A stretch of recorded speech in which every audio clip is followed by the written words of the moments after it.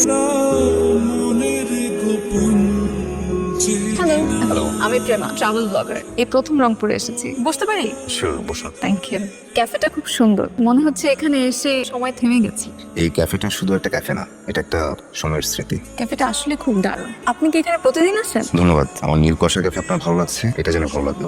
ওহো, এটা আপনার ক্যাফে? আপনি অনেক শৌখিন, আই মাস্ট সে। এক কাপ কুয়াশা হবে? কুয়াশা এখানে ফ্রি, কফির দাম 120 টাকা। তাহলে এক কাপ কফি খেতে খেতে আপনার নীল কুয়াশার গল্প শুনবো। এই গল্পটা একান্ত ব্যক্তিগত, কারো শোনার জন্য না। কারো শোনার জন্য না, নাকি কেউ কখনো শুনতে চায়নি? গল্পটা কুয়াশায় পথ হারিয়েছে, গন্তব্য খুঁজে পাচ্ছে না, গন্তব্যহীন। পথ কি কখনো হারায়? গন্তব্য খুঁজেন, পথ পেয়ে যাবেন। Thank you. বসুন, কফি নিয়ে আসি। এদিকে একটা সুন্দর ক্যাফেও দেখলাম, ছেলেটার নাম জেনে কি বললো, রুদ্র। ক্যাফেটার মতো ছেলেটাও দারুণ। তোর সাথে তোমার দেখা হয়েছে, কিন্তু খুব ভালো ছেলে, আমার পরিচিত। সে কর্পোরেট জীবন থেকে ফিরে আসছে, সে কাউকে খুঁজছে। কাকে খুঁজছেন? সেটা ওই ভালো জানে। ছেলেটা হঠাৎ আসলো, ক্যাফে সব খুলে বসলো। চা কফি কি বানায় না বানায় জানি না, এখানে সেখানে ঘুরেই বেশি। মাঝে মধ্যে তাহলে তো একটা ডায়েরি নিয়ে এখানে সেখানে বসে থাকতো দেখি। তোমার আবার কি হলো? আসো। এই নাও, যত্নে রেখো যাতে সব সময় ফুলটা রঙিন থাকে। ফুল তো সবসময় রঙিন থাকবে না, তুমি সবসময় আমার পাশে থেকো, যেন আমার জীবনটা সবসময় রঙিন থাকে। হ্যালো হ্যালো, দাঁড়ান, কেমন আছেন? জি ভালো, আপনি কেমন আছেন? জি ভালো। আপনি কি সবসময় এত চুপচাপ? শহরটা নীরবতা পছন্দ করে, তাই চুপচাপ থাকে। শহরটা নীরবতা পছন্দ করে না আপনি পছন্দ করেন? এই শহরে অনেকের গল্প হারিয়ে যায়, শব্দ হারিয়ে যায়, তাই চুপ থাকে। আমি এটা বিশ্বাস করি না, মানুষের গল্প কখনো হারায় না। তা আপনার গল্পটা কি বলেন তো? আমার গল্পটা অসমাপ্ত, আপনি শুনে আনন্দ পাবেন না, বরং আপনার কৌতূহল আরো বাড়বে। আপনি এরকম রহস্য করে কথা বলেন কেন? আপনার গল্প বললে কি খুব ক্ষতি হয়ে যাবে আপনার? খুব বিপদ হয়ে যাবে আপনার? সবারই কিছু গল্প থাকে যা খুবই নিজস্ব, খুবই আপন। আপন গল্পগুলো আপন করে লুকিয়ে রাখতে হয়, সব প্রকাশযোগ্য না, সব গল্প বলার জন্য না। আপনার গল্প বলার যদি কখনো সময় হয় আমাকে বলবেন। এই শহরে অনেক কিছু দেখার রয়েছে, এত সুন্দর একটি শহর যার সম্পর্কে আসলে ব্লগে বলে শেষ করা যাবে না। নিজের চোখে না দেখলে এই শহরের সৌন্দর্যের মজা বোঝা সম্ভব নয়। বলেছিলাম না, প্রতিটা শহরের আলাদা কিছু গল্প থাকে। আমিও এই শহরের গল্পের মায়ায় কিভাবে যেন আটকে গেলাম। হয়তো শুধু শহর না, শহরের মানুষগুলোর উপরেও শক্তভাবে মন বসে গেছে। বিশেষ কাউকেও হয়তোবা মনে ধরেছে, যার রহস্য সন্ধানেই নেমেছি। কিরে, তুই এসেছিস এতদিন, আমার সাথে একটু বেরো হলি না? আর বলো না, আসার পর থেকে আমি রুদ্র আর তার গল্পের রহস্যের পিছে ছুটছি। যদিও কোনো কুল কিনারা পাচ্ছি না, তবে আমার ব্লগের জন্য ভালো একটা কনসেপ্ট পেয়েছি। তুমি আসবে বলে এক রুদ্রের অপেক্ষায়। আমার কাছে মনে হয় কি, এই লোকটা ছ্যাঁকা খেয়ে বেকা হয়ে গেছে। হয়তোবা তার লাইফে কেউ ছিল, এখন সে হারিয়ে গেছে। আর হারিয়ে যাবে না, ভালোবাসলে কেউ হারিয়ে যায়? হয়তো কেউ ভুলভাল বুঝে সরিয়ে দিয়েছে, কেউ হয়তো চায় না তারা এখন। তুই এতটুকু বুঝিস না, তুই এগুলো নিয়ে দৌড়াচ্ছিস কেন? তুমি খুব বুঝো। হ্যাঁ, সিম্পল। একটা লোক ডায়েরি লেখে, অপেক্ষা করে, এমন ভালোবাসার মানুষ রেখে কেউ হারিয়ে যায়? রাইট। তোরা তো মাথা ব্যথা কেন? তুই কি প্রেমে টেমে পড়ছিস? আসলে রুদ্র ভাই ছেলেটা ভালো, তুই ওনার গলায় ঝুলে পড়। তুইও স্থায়ী হয়ে গেলি, উনিও ঠিকঠাক হয়ে গেল। ভাবছি তোমাকে নিয়ে হারিয়ে যায়। কেন হারিয়ে যেতে হবে কেন? আমাকে দিয়ে চাকরি বাকরি আর হবে না। এদিকে তোমার বাবা বাধ্য হয়ে যদি ওই চেয়ারম্যানের ছেলের সাথে তোমার বিয়ে দিয়ে দেয়, এত সোজা? আমি তোমাকে ছাড়া কাউকে বিয়ে করতে পারবো না। তাই ভাবছি তোমাকে নিয়ে হারিয়ে যাই, দূরে কোথাও চলে যাই, যেখানে শুধু তুমি আর আমি, আর আমাদের লাল নীল সংসার। ব্যাপারটা কি এমন যে আপনি ছ্যাঁকা খেয়ে বেকা হয়ে গেছেন? এই জন্য আমি কোথাও স্থায়ী হতে চাই না। স্থায়ী হলেই হারানোর ভয় থাকে। হারানোর ভয়, একটা সময় এই ভয়টা আমি খুব বেশি পেতাম। তারপর বুঝলাম হারানোর ভয় নিয়ে কোনো কিছু অর্জন করা যায় না। অবশ্য অর্জন বলে কিছু নাই, সবই হারিয়ে যায়। তাহা কি কি অর্জন করলেন আর কি কি হারালেন? ব্যাপারটা এমনও না, বলা যায় অর্জনের আগে হারিয়ে ফেলেছে, এখন ভয়কে সঙ্গী করে অপেক্ষায় আছে। যেটা হারিয়ে গেছে হারিয়ে গেছে, ওটার জন্য অপেক্ষা করার কি আছে? মানুষ হারালেই বুঝতে পারে সত্যিকারে তার চাওয়াকে। মানুষ হারালেই বুঝতে পারে সত্যিকারের চাওয়া কি, যেটা আমি বুঝছিলাম। আপনি ছ্যাঁকা খেয়ে বেকা হয়ে গেছে। মাঝে মাঝে সময় কেমন থেমে যায়, মনে হয় আটকে আছে। সময় আটকে যায় না, আমরা আটকে থাকি। তুমি কি চলে যাচ্ছ? না তো, এমন কেন হবে? জানি না, আমার তোমাকে হারানোর ভয় হয়। আমার ইচ্ছে হচ্ছে এই সময়টাও আমি ফ্রেমে আটকে রাখি। আমি আমাদের মুহূর্তগুলো হারাতে চাই না। কপালে যদি হারানো থাকে তবে সেটাকে আটকানো যায় না। আমি যদি কখনো হারিয়ে যাই, আমাকে তুমি খুঁজবে না, বুঝবো না, না। কারণ তুমি কখনোই আমাকে রেখে হারাবা। আমি জানি তুমি কখনোই আমাকে ছেড়ে যাবে না। এটা আপনার ডায়েরি, দেখি তো কি লেখা। নীল কুয়াশার শহরে অপেক্ষা করব, রুদ্র, 19/12/2020।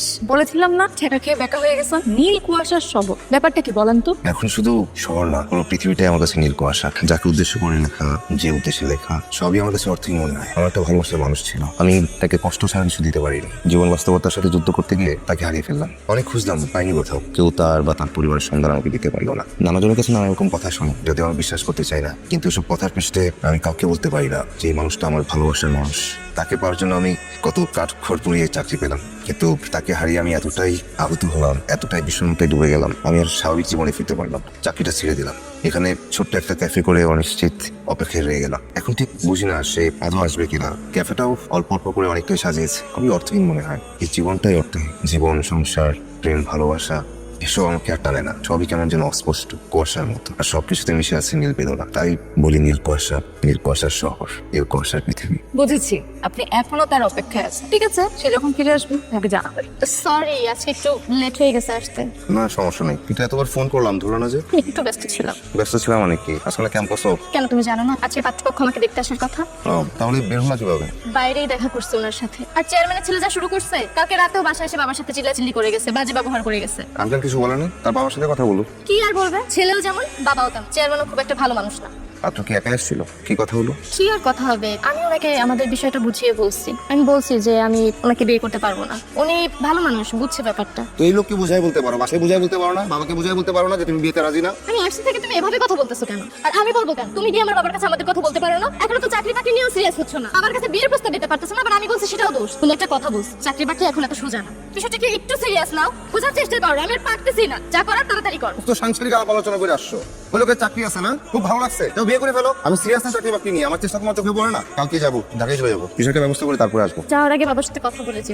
এসে কথা বলবো। কেউ যদি আপনাকে ভীষণ ভালোবেসে ফেলে, আপনি তো এক রহস্য। কেউ যদি এই রহস্য আবিষ্কার করতে করতে সারা জীবন আপনার সাথে থেকে যেতে চায়, আপনি কি তাকে গ্রহণ করবেন? জানি না, আপনি একটা কুয়াশা, ধরা দিতে চান না। একা থাকাই সহজ। একা থাকা সহজ? তাহলে আপনি আমার সাথে ঘুরছেন কেন? একা থাকা সহজ দেখে কেউ একা থাকতে চায় না, আপনিও চান না। সত্যটা কঠিন, আপনি এটা গ্রহণ করতে চান না।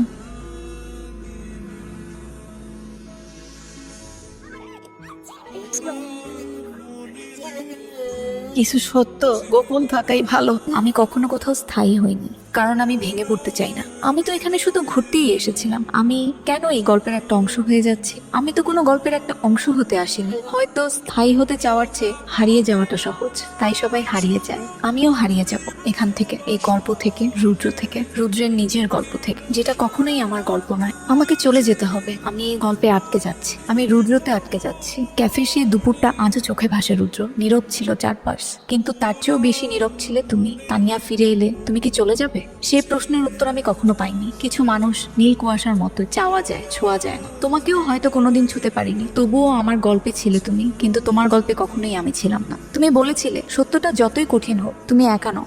জানি না সেটুকু তুমি আমার জন্য বলেছিলে না তোমার নিজের ভাঙা হৃদয়ের জন্য। তবুও সেই একটা বাক্যই আমার সমস্ত একাকিত্বকে তখন কিছুক্ষণের জন্য ছুঁয়ে দিয়েছিল। কখনো কখনো একা থাকাটাই সহজ, তবে জানো সেই সহজের ভেতরেই লুকিয়ে থাকে সবচেয়ে কঠিন যন্ত্রণা।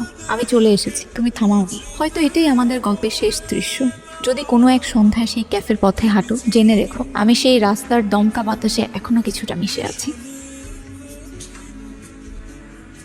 বিদায় জানাতে এসেছেন? ধরা দিতে। এখন যেতে হবে, কাউকে জোর করে নিয়ে যেতে চাই না। এই দীক্ষিণ জীবনে তোমাকে খুব দরকার। কেন? তুমি থাকতে আমি সুস্থ হয়ে যাবো। আর আমি? এই বোকার সাথে স্থায়ী হলে ভেঙে পড়ার কোনো আশঙ্কা থাকবে না তোমার। খুব করুণা হচ্ছে আমার প্রতি। তোমার করুণা গ্রহণ করতে আসছি। ভালোবাসো? জানি না। তাহলে কি? তাহলে যাই। ভালোবাসা থেকে যাও। কতদিন? আজীবন।